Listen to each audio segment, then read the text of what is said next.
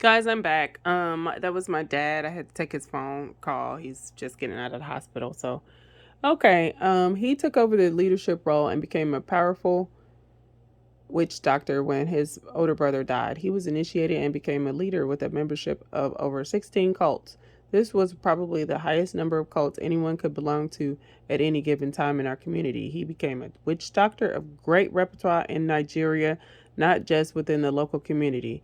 My entire family got to the pinnacle of idol worship and associating with the with witchcraft to the extent that we had another phone call. To the extent that we had a resident Rillock, a physical representation of the devil at the back of our family house. The shrine was dedicated to Satan as Isu. You see that word, Isu.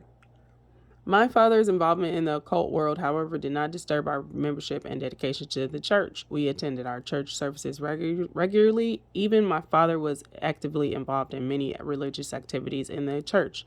Involvement in occult activities. It was a thing of pride at the time for me to be involved in all these occult activities with my family.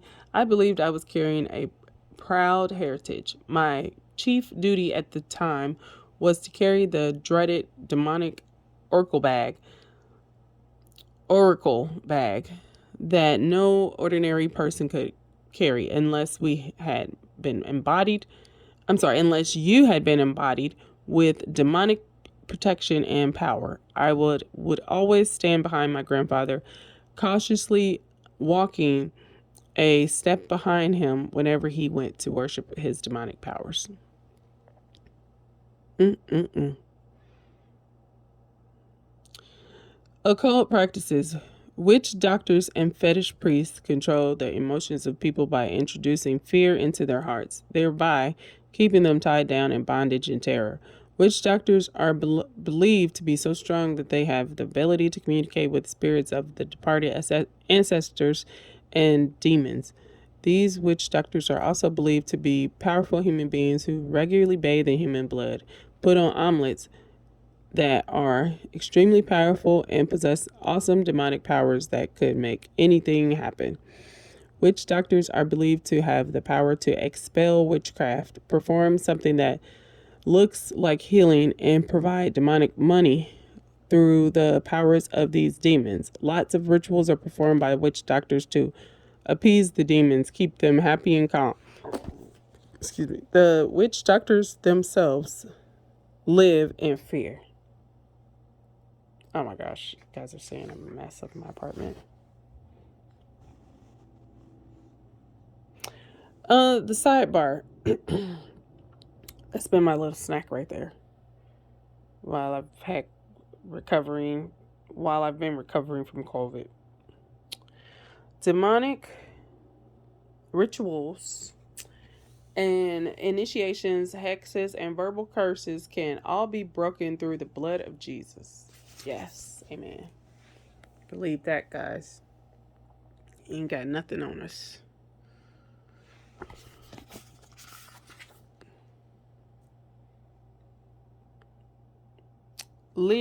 Picking up where we left off, lots of rituals are performed by witch doctors to appease the demons, keep them happy and calm. The witch doctors themselves live in fear of these demons because they believe that if you do not serve and worship the demons according to the demonic instructions or guide of worship, the anger of the demons could kill, and or destroy them and their entire families. As a result, a lot of weird and unprintable things were done by the witch doctors. Okay, let's read that again. Of these demons, they believe that if you do not serve and worship the demons according to the demonic instructions or guide of worship, the anger of the demons could kill or destroy them and their entire families. As a result of a lot of weird and unprintable things were done by the witch doctors. The fact that I was born into such a powerful family of fetish priests brought me and my family uncommon privileges, and we earned the deep respect of everyone in the community, men and women of substance from all over the country came to consult with us in order to seek solutions to their complicated problems. As I was growing up, I enjoyed the respect that I received from my playmates. People around envied my background. It was later, after coming to know Christ, that I realized that those who are raised in the home of fetish priests are under satanic bondage and demonic covenants.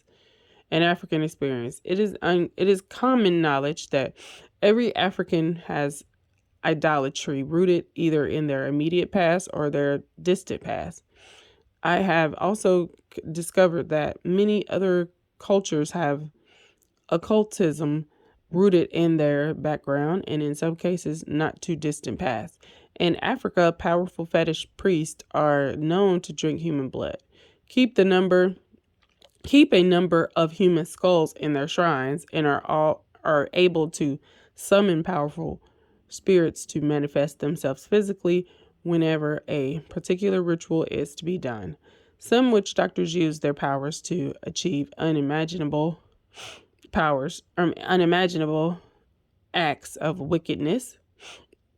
Again, some witch doctors use their powers to achieve unimaginable acts of wickedness. For example, some witch doctors have used their powers to cause many women to remain pregnant for up to 24 months as a form of punishment to the women or her family.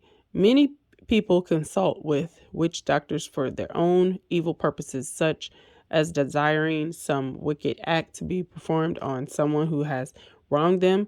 It could even be a simple case of greed, coveting the possession of others, or envying the progress or achievement of others. Many people have been driven to insanity or death as a result of such evil services. Here is another common example. Two people are involved in a conflict over a plot of land. One of them would consult a witch doctor saying, I need you to get rid of this other man so that this property of land would be mine. The witch doctor will then proceed to give his client a charm, some physical form of voodoo that would be used to send the client's opponent to an early grave. My family foundation. As I mentioned earlier, my father was a first-class witch doctor. All the fetish priests in the city would raise in honor of my father at any event or gathering. He occupied one of the highest-ranking offices in the Kingdom of Darkness. His appellation, Baba, meaning father, meant I might be mispronouncing this stuff. Sorry, guys. Meant he was a father figure to all witch doctors in the land. It is characteristic of most witch doctors to marry several wives. Some of these unfortunate wives were women who had initially come in search of spiritual protection, conception, or some form of help, but ended up having their will captivated in spiritual bondage. Somehow they found themselves married to their consulting witch doctor. Even though many of these women were already married women living with their husbands prior to their visit to the witch doctor, in those days, whomever dared challenge the fetish priest or witch doctor was asking for trouble big time. The wickedness of an average witch doctor was so great in those days that no one attempted to challenge them. My father's power was beyond that of a witch doctor. He also had the power to kill at will.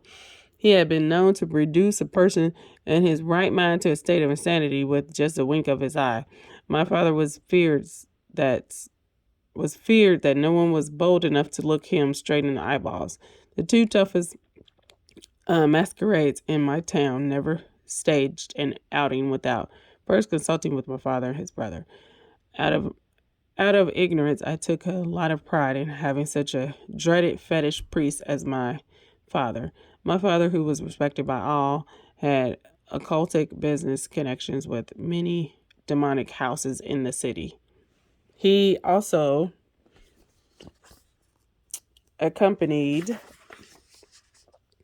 occupied.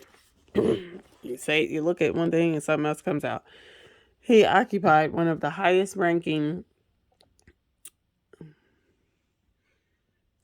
highest ranking offices in the kingdom of darkness. In spite of all these, and contrary to the unusual pattern or custom among his kind, he had only one wife, my mother, whom he forcefully took from her rightful husband. Due to my father's known and feared personality, my mother's lawful husband could not openly protest the unfair loss of his wife. Shortly after the wrongful abduction of my mother, she became pregnant and gave birth to a boy who died not long after he was born. Many people secretly rejoiced, viewing my father's misfortune as poetic justice. Right there and then, my father, furious and humiliated, purposed in his mind that this would never happen to him again. He would show his adverse critics that he was a strong man who could protect his own. Therefore, when his wife became pregnant again, he performed all kinds of demonic rituals to ensure that the child lived. I was told that the pregnancy through which I was born was dedicated to many idols, cults for protection. On many occasions, my father would recite incantations over my mother's protruding belly. For the sake of the baby, my mother was initiated into several cults throughout the period of the pregnancy. As a result, I was subjected to demonic initiation and covenants right from my mother's womb. This was very faulty foundation on which I was born. Immediately after I was born, I was made to undergo several initiations to ensure my survival. I was bathed in several rivers and taken to the shrines of idols and various occult houses. Many incisions were made on my body, and I was given diverse things to eat. I also had to drink several mixtures of strange concoctions. When I was about 6 or 7 years old, my grandfather took me for a walk in a thick forest, taking the path that headed towards a river. It was around 1:00 a.m. in the morning. On my head, I carried a satanic concoction covered in a bowl. My grandfather was walking behind me and chanting incantations. I was instructed not to look back or else I would die. I was told that an evil spirit was waiting for me at the other side of the river to receive the concoction I was carrying on my head. On getting to our destination, somehow I handed the bowl over to the spirit that I could not see and was immediately translated to our home. Wow. As the first child of my father, I was brought up to the worship and I was brought up to worship and serve idols. I was to follow in his footsteps. I remember being fascinated at the fact that the food given to us as gifts for our services were also in surplus amounts in our home. Each day we would receive foals, chickens or hens, goats, snails, parrots, along with other things. I have no recollection of my father or mother ever buying most of our food items because people needing the evil services of my father would bring them to us in large quantities as requirements for the worship of our idols to accomplish their demands. So, of course, we profited in that area. Right from my early teenage years, my first duty in the morning was to appease Satan, by pouring palm of oil on the idol in the shrine placed at the backyard. I was very faithful in doing this because of the honor, fame, and recognition I received from other priests in the Dark Kingdom. However, there were changed positions because my hand is falling asleep. However, there was a strange practice within our family. At the time, we did not consider it strange. This was that in spite of all these evil works, we were strong and active religious Christians. My father lived a religious Christian life and never missed any church service or function. There was both hypocritical and amazing to me, or this was both hypocritical and amazing to me. Despite all of my father's juju, voodoo, and occult activities, Baba was a dedicated church member, par excellence, and renowned ceremonial Christian. He ensured that all members of his family were always present at every service in the local Orthodox church, and that all prayers and creeds were religiously memorized and recited whenever necessary. However, Immediately after the church service, we would head for a nearby prominent fetish market to buy the fetish materials needed for the demonic worship of idols. Every morning, as a ritual, my father would first worship Satan and then he would pray like a Christian with all his children. Mm-mm-mm. Inheriting powers. Let's see how much we get to go. Is this all chapter 1? Let's see. Yes, it is. Oh my. Chapter 2. Wow. Okay. 15 minutes. Okay, let's see if we can get this done in about 5 more minutes. Inheriting evil powers. My experience as I'm gonna do it like we did in school. My experience as a child made me crave and desire my father's envied possession though within me I felt something was wrong. Somewhere, I felt that this demonic worship and lifestyle was all wrong. As my father grew old, I started preparing myself to take over the mantle from him since I had the covenant position of being the rightful heir to my father. In, inquiries were made from all the oracles in the town by other witch doctors to find out who would succeed my aged father, as this was the custom of the cult. After a long while, the idols were consulted on this all important issue. There was great anxiety within my family as well as in the town to know whom the idols had chosen. As mentioned earlier, in many cases, the firstborn of the incubant is usually chosen. So it was no surprise that the mantle fell on me. I was filled with the pride and sense of achievement. My joy knew no bounds since death, I knew that at my father's death, I would step into his exalted position in the society. In preparation for this, I was initiated into higher demonic cults. After my initiation, I became an apprentice with witch doctor, also known as Kikir Awu. I'm not good at pronouncing foreign words.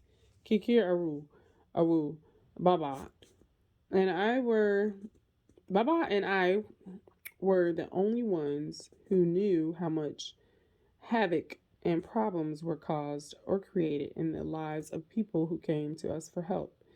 Many who sincerely poured out their hearts to us, looking for solutions to their problems, went home with additional problems without even knowing it. Some wicked people, after pre-arrangement with my father, would bring his friends for consultation under the pretense of helping them. Let me read that again. Some wicked people, after prearrangement with my father, would bring their friends for consultation under the pretense of helping them. Alias, with our help, such ignorant people would go home with added demons that would destroy their businesses, homes, families, and whatever the case may be. We were engaged in diverse acts of wickedness, which included using a woman's placenta and the hair of the newborn baby for money making rituals. Of course, materials for making some of these charms were usually obtained from children brought to us from one form of treatment or another. Doubting the evil powers. Even though I kept on advancing in the practice of wickedness, I felt empty and unfulfilled life. I felt empty and unfulfilled in life. This was about the same period my mother died. As a young boy, I started getting curious and having serious doubts about the idols. In confusion, I asked if the idols were as powerful as I believed them to be. Why couldn't they protect my mother from dying at a young age? After much thought, I felt I needed a change of scenery, so I decided to go with a friend of mine, and relocate to Lagos. And the then business and commercial capital of Nigeria, West Africa. Having made this decision, I quickly began to make the necessary preparations to leave, knowing that my father would not want to release me, seeing that I was very useful to him and his idols. He called me one day to warn and inform me that the oracle had decreed that no one within the family was to travel within the next 7 days. So, as to avoid imminent danger, meanwhile, I had already planned to leave for Locos the next day without informing him. Although I was afraid, somehow I found the courage to disobey the instructions from one of our powerful gods. My friend and I left very early in the next morning. As God would have it, we arrived at Locos safely without any accident or imminent danger, as prophesied. From then, I began to lose faith in the power of idols. Were they true entities? Were they true deities? Sorry, I don't know what entities it came from. Were they true deities? Were they authentic, or just charlatans and deceivers? Charlatans or deceivers? Were they authentic, or just charlatans and deceivers? How come nothing terrible happened to me on the way to Locos, in spite of the feared threat from the demonic idols? At this time, I had already completed my high school education and was hoping to go farther. Um, so in Lagos, while I was working, I enrolled in a correspondence school called Exam Success, where I obtained a higher national diploma in business administration. I worked with different government establishments, such as Federal Ministry of Works and Housing, Federal Palace Hotel, as well as some companies in the private sector. Still, I realized that though I had a good job and was well paid, I was not fulfilled in life, nor was I at peace. I seemed to be searching for something. As a young man, I was quite successful. My house was furnished to my taste. I lived in wealth. While working at the Federal Ministry of Works and Housing, I was posted to work in the northern part of Nigeria, a place where, in addition to one's regular salary, one could make easy money on the side. After some years, the federal government canceled the contract I had gone to supervise, and I subsequently left their employment. As time went by, I noticed one thing. I was not able to hold on to a good job for a long period of time before losing it. After the Federal Ministry of Works and Housing, I finally got a good paying job with the Federal Palace Hotel, which at the time was the number one hotel in Nigeria, like a present day 5-star hotel. Now, I had money, but I was not married by the time. I was close to 40 years old. I became worried that things in my life were being unnecessarily delayed. Okay, so at this point, I would like to, we're on page 26. I would like to backtrack just because I would like to know what prompted him to make the big move to Lagos and disobey. I feel like that went over my head. Like he disobeyed the idol's instructions. It just seemed like it came out of nowhere. Okay, so here we go.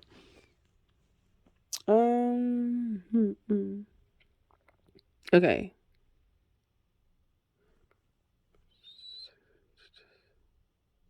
Okay, so we're going to go back to the paragraph, inheriting evil powers. After a long wait, the idol was consulted.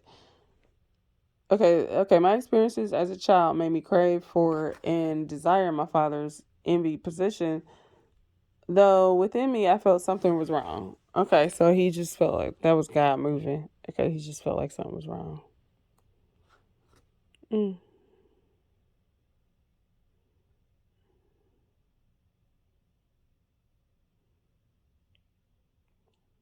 Did I skip a page? What the? Okay, however, there was a strange practice within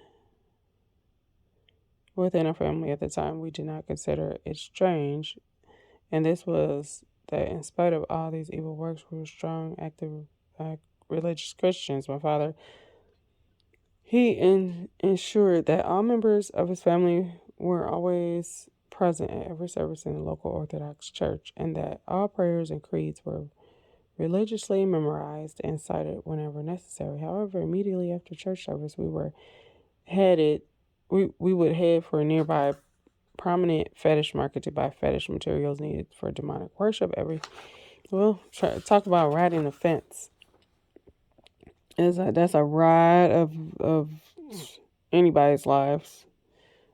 A bad ride to hell with gasoline drives on.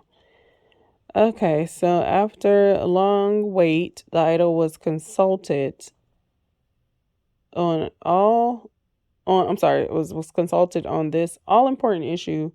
There was great anxiety within my family as well as in the town to know whom the idol had chosen. So he felt like something wasn't right as he was growing up, and he felt like the lifestyle was wrong. He started preparing himself to take over the mantle for his father.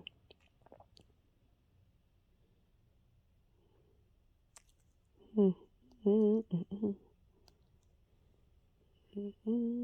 then his mom died, and he also questioned that the power that they had been supposed to have.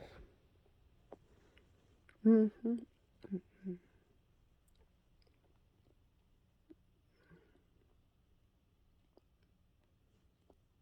Mm-hmm.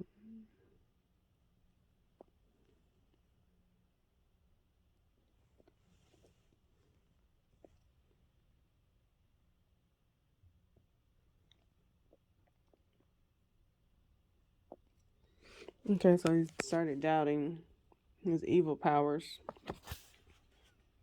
Okay, so this is the paragraph. Having made my decision. Okay, so why couldn't they protect? She questioned the idol's power. Why couldn't they protect my mother from dying at a young age? After much thought, I felt I needed a change of scenery.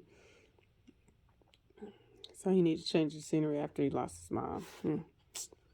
Yeah, yeah, that'll do it. That'll make you think about life and make some swift and significant changes for sure.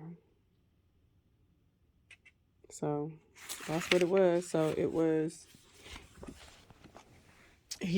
deep down, God was speaking to him saying like something ain't right. The people would come to the idols for help and they would leave with more problems. He kept saying all this wrongdoing.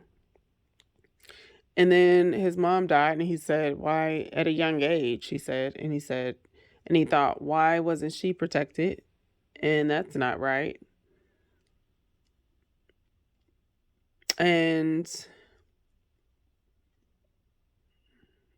you know, that's what caused him to move. He wanted more. He wanted more than that old twisted town could offer. And this right here, this glove right here, you guys see, it is actually, this is actually laundry and some things that I discovered that I'm going to be giving to my younger nieces and nephews or Goodwill. And I have them on the couch so I can grab them and out on my way out the door. So excuse my mess. My house will be cleaner next video, and I'm going to discontinue because I have to get out of here. It is almost 4 o'clock, and we left off